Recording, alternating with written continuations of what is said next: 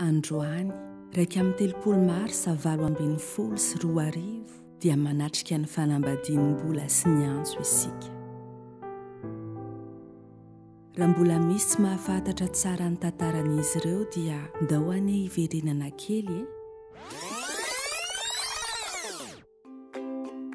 imbola moa tao fianaratsoa mihitsy miteraka ary tao foana no nipetraka vehivavy be tsikitsiky izay izy. Raha tsy tianareo hiala ny tsikitsikiny dia aza tapahana amin'ny zavatra ataony izy. Tadidy tsara mihitsy rehefa izy manasa lamba iny no antsoina amin'ny sakafo. Aleo aloha vita ny sasa lamba. Na ny hoaviny aza efa fantany mazava tsara izay tiany atao. Toy izany ohatra tamin'izy nianatra. Nahay allemand be izy ka anisan'ireo voafidy hianatra ny Allemagne.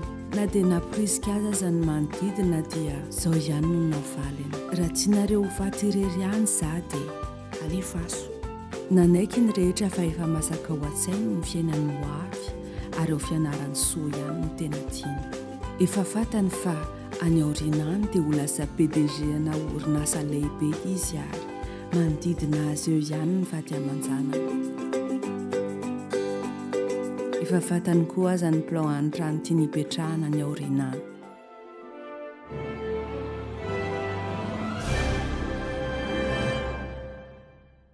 Taloha dia efa nieritreritra ny prince charmant any koa izy. Lehilahy fotsy, lava orona, mahay, matahotra an'Andriamanitra, endry ary koa lavalava volo. Kely sisa ny antso volo sisa. Ny hafa efa ananany. Izay mahafantatra ny antso dia milaza daholo fa lehilahy galant izy ary sery-baolina amin'ny tele ny tena fialambolany.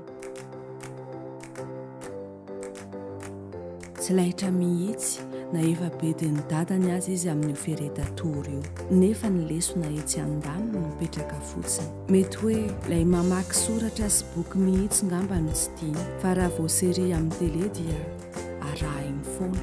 Raha i Flash na Arrow na Naruto izany no mamoaka video fampianarana dia tena mety aminy. Tsy tena presi ohatra ny anom-bola ny feritreretan'ny hoaviny fa fantany fotsiny hoe misy vady tsara tarehy, tsara toetra sy tsotra eo anilany. Kokoa mbola ary misy voiture de sport ihany koa. Alohan'ny fankahitan'izy roa dia efa nitovy finiavany mbola sy ny antso. Samy mavitrika ao anatin'ny skoto. Ary io no azo lazaina fa nampifanakaiky azy roa satria noho nizaika ben'ny FSFLM izay natao tao fianaratsoa no nahafantaran'ny antso ny sekoly ENI. Na dia efa voaray tao amin'ny SPM azy izy dia nisafidiny ho any amin'ny ENI ihany.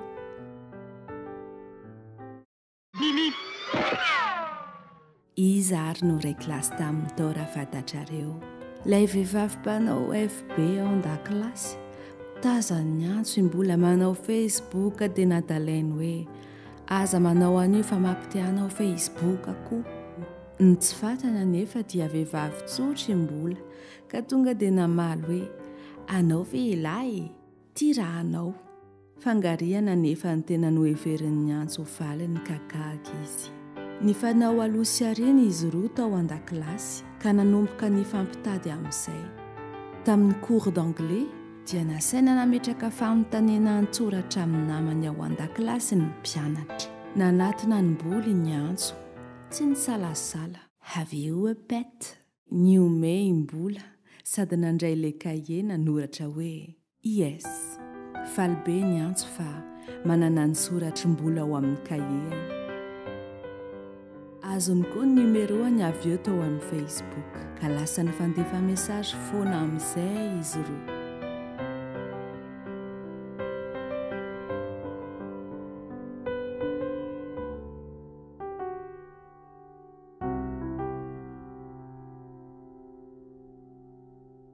Ndray maraina ary tao an-tranon'ny antsa alohany andeha hianatra. Nipetraka tao amin'ny salon izy roa, ny fampijery. Tsisy ny teny, ny fanoroka, dia nitsiky mbola. Na ny antso aza gaga hoe nahavita nanao premier pas. Ray taona taty aoriana tamin'ny 10 juin 2015 dia nangataky ny antso mba ho vadiny mbola amin'ny fotoana izay mahamety azy.